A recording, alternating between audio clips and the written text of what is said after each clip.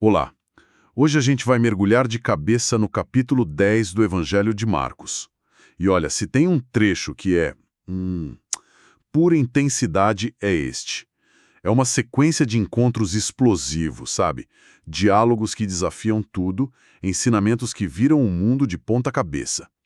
Para nos guiar nessa exploração, a gente está com duas bíblias de estudo fantásticas, a Holman e a Nova Almeida Atualizada, a NAA.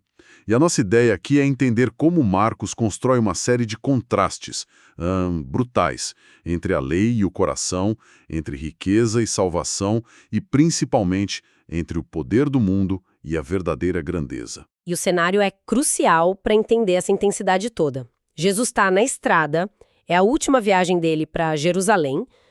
Dá para sentir a tensão no ar, sabe? A hostilidade dos líderes religiosos está no auge e os ensinamentos de Jesus ficam cada vez mais diretos, mais afiados.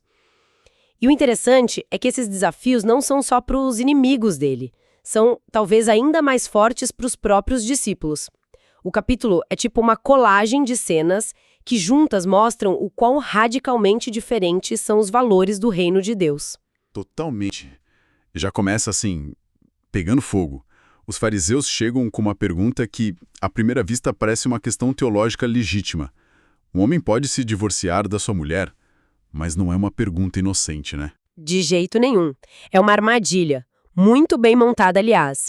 As notas das nossas fontes, tipo a da Holman, lembram que esse era um dos debates mais quentes da época. Assim, tinha as escolas dos rabinos, né? Exato, tinha a escola de Shammai, que era super rigorosa, só permitia o divórcio por adultério, e a de Hillel, muito mais liberal, que permitia por quase qualquer motivo. Até se a esposa queimasse ele altar, uma coisa assim. Isso mesmo, então, qualquer resposta que Jesus desse, ele entraria em conflito com o grupo poderoso. Era um beco sem saída. Certo. E aí, em vez de arbitrar essa briga, Jesus faz o quê? Ele muda completamente o foco. Totalmente. Ele joga a pergunta de volta, o que Moisés já ordenou. E depois ele vai ainda mais fundo, ele não fica na lei, ele vai para a intenção de Deus na criação. E ele coloca a culpa? Na dureza de coração. Exato, essa expressão é a chave de tudo. Jesus está dizendo basicamente, olha, a lei de Moisés sobre o divórcio não é o plano A de Deus. É uma concessão, um plano de emergência, porque o coração de vocês é duro, porque vocês falham. Ele eleva o padrão de volta ao ideal da criação, sabe? Uma união que o ser humano não deveria ter o poder de quebrar. É incrível como ele vira o jogo. De uma armadilha legalista para uma lição sobre o coração humano. E o que eu acho genial na estrutura do capítulo é que logo depois dessa conversa... Chegam as crianças. Sim. E a reação dos discípulos é a personificação dessa dureza de coração que Jesus acabou de falar. É perfeito, né? Eles agem como seguranças de uma celebridade. Não, o mestre não tem tempo para isso. Eles estão operando na lógica do status, da importância. E a reação de Jesus é visceral. O texto diz que ele ficou indignado. É uma palavra muito forte. Sim, ele fica furioso com os próprios discípulos. E aí ele solta uma das frases mais revolucionárias de todo o ministério dele. Deixem vir a mim os pequeninos, pois dos tais é o reino de Deus. E a nota da Holman explica isso de forma brilhante. Entrar no reino não tem a ver com mérito, com currículo, tem a ver com a atitude de uma criança, que simplesmente abre as mãos para receber um presente, com total dependência e confiança, sem achar que mereceu nada. Essa ideia de humildade total, de depender de Deus como uma criança, é um contraste brutal com a pessoa que aparece em seguida, né? Ah, o famoso jovem rico. Exato. A chegada dele parece até um alívio. Depois de fariseus, de discípulos sem noção, aparece alguém que é o candidato dos sonhos, jovem, rico, poderoso. Sincero. Ele busca a vida eterna de verdade. Ele corre até Jesus, se ajoelha. Ele parece perfeito. E tem aquele detalhe comovente, né? O texto diz, Jesus, olhando para ele, o amou. Pois é, não é um confronto frio. Existe um afeto genuíno ali. Jesus vê a sinceridade dele. Mas o amor de Jesus não é um amor que passa a mão na cabeça. É um amor que diagnostica a doença com precisão. E ele vai direto ao ponto. Ele diz, falta uma coisa para você. Uma coisa só. E essa coisa é um soco no estômago. Vá, venda tudo que você tem, dê aos pobres e depois venha e siga-me. É uma cirurgia de coração aberto sem anestesia. E é fundamental entender, como as notas apontam, que o problema não era a riqueza em si. A riqueza era o sintoma. Certo. O problema era que as posses dele eram seu Deus.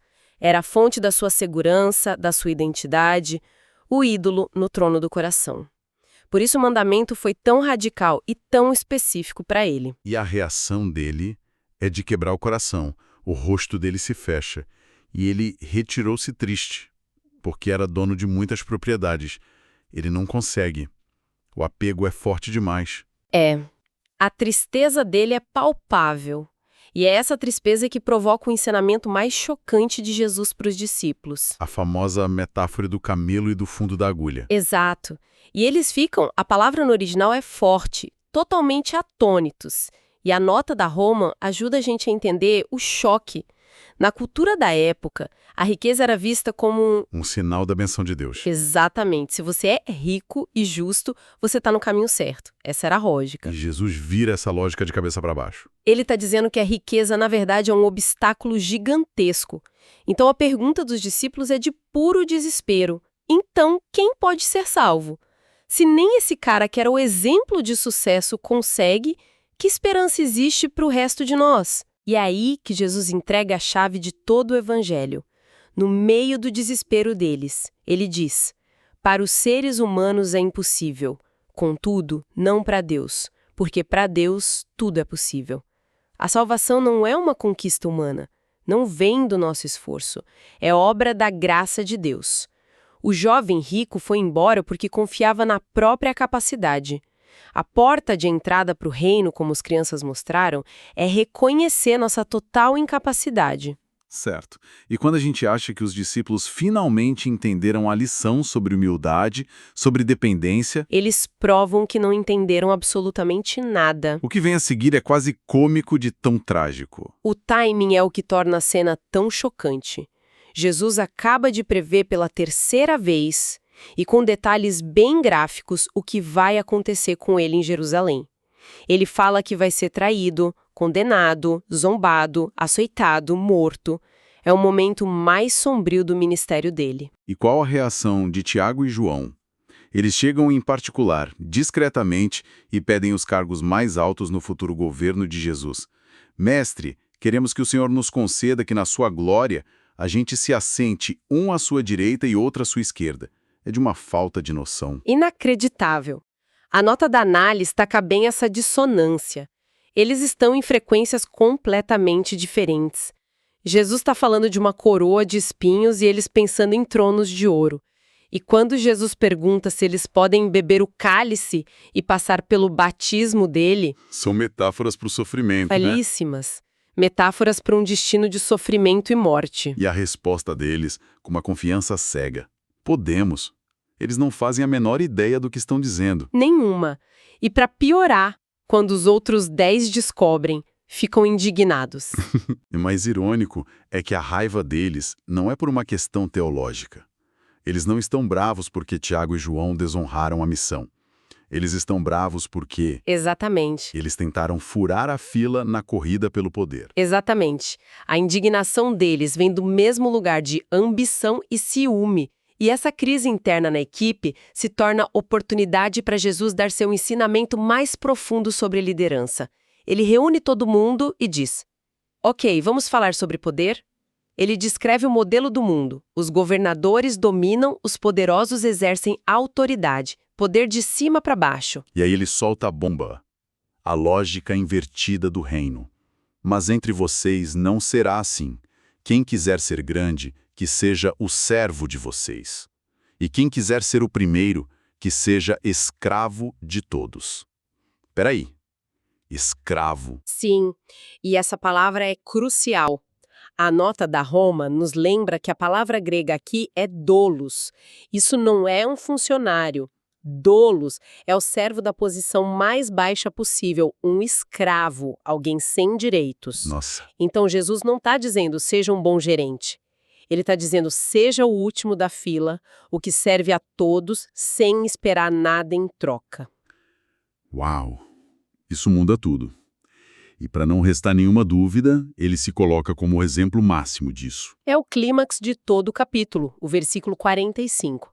Pois o próprio Filho do Homem não veio para ser servido, mas para servir e dar a sua vida em resgate por muitos. A palavra resgate era um termo técnico, o preço pago para libertar um escravo. Jesus está definindo toda a sua missão ali. A verdadeira grandeza não é dominar, é se entregar para libertar. Fim da discussão. Que lição! O capítulo podia muito bem terminar aí com essa declaração monumental. Mas Marcos, genialmente, nos dá uma última cena. Uma história real que encarna tudo isso. Depois de toda essa confusão de corações duros, apego à riqueza, briga por poder, aparece a pessoa mais improvável para dar a lição final, o cego Bartimeu. Ele é o contraponto perfeito para todos os outros personagens. Pensa bem, o jovem rico tinha tudo, posses, status, força. Bartimeu não tem nada. Ele é um mendigo, alguém que vive à margem, dependendo da caridade. Ele é a personificação da necessidade. E o que ele faz quando ouve que Jesus está passando? Ele grita. E não grita qualquer coisa. Ele grita um título messiânico. Jesus, filho de Davi, tem compaixão de mim. Ele enxerga, mesmo cego, quem Jesus realmente é. E quando a multidão, agindo exatamente como os discípulos com as crianças, tenta calá-lo, Ele grita ainda mais alto. é uma fé desesperada, focada, que não se deixa intimidar. E Jesus, no meio daquela multidão, a caminho do evento mais importante da história, para. Ele para por causa do grito de um mendigo. Isso já diz tudo sobre os valores do reino. E quando chamam Bartimeu, ele faz um gesto simbólico incrível. Ele joga de lado a sua capa. A capa era provavelmente tudo que ele tinha. Era seu abrigo, seu cobertor. Ele abandona sua única segurança para ir até Jesus. É um eco direto do que foi pedido ao jovem rico. E aqui vem o momento mais forte para mim. Jesus faz a Bartimeu a mesma pergunta com palavras parecidas que ele fez a Tiago e João. O que você quer que eu lhe faça? A resposta não podia ser mais diferente. Tiago e João pediam poder, status. O pedido de Bartimeu nasce da sua necessidade mais profunda. Mestre, que eu possa ver de novo. Ele não pede dinheiro, ele pede a única coisa que realmente importa, visão. E Jesus o cura dizendo uma frase que conecta tudo. Vá, a sua fé o salvou. A cura que é claramente física e espiritual. E o que Bartimeu faz depois de ser curado? É isso que é tão poderoso. Ele não vai embora cuidar da vida. O texto diz que ele imediatamente passou a ver e o foi seguindo Jesus estrada afora. A imediata utilização da sua nova visão é para seguir Jesus. E aí todos os fios do capítulo se amarram de forma perfeita. Ao contrário do jovem rico que se afastou triste, apegado ao que tinha, e ao contrário dos discípulos que seguiam discutindo por poder, Bartimeu, o homem que não tinha nada, que reconheceu sua total necessidade, recebe a visão e a usa para seguir Jesus no caminho do serviço e do sacrifício. Ele é o único personagem no capítulo que finalmente enxerga o que é ser um discípulo. Ele é o herói inesperado da história. É a síntese perfeita. O capítulo 10 de Marcos é essa aula incrível sobre a inversão de valores do reino. A gente aprende que a verdadeira grandeza não está no poder, na riqueza, no status que o mundo aplaude. Ela está no serviço humilde, no abandono das nossas seguranças e na dependência total de Deus como uma criança.